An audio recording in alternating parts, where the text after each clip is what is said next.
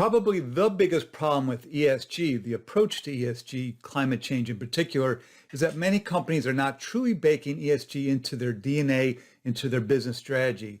Instead, these companies view it as risk mitigation, not as an opportunity to genuinely create value, both for the company as a profit-seeking enterprise and for society at large.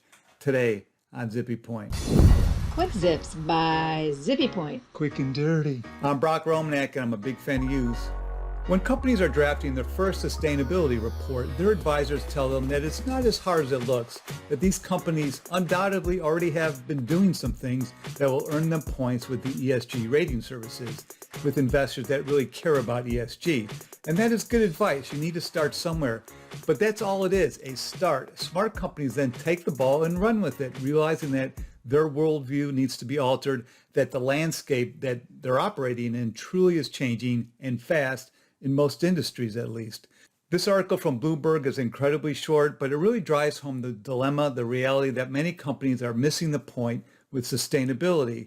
The article gives this quote from an upcoming paper by Professor George Serafine, that these companies are treating ESG efforts like a cell phone case, something added for protection rather than used to create lasting value for themselves and the world.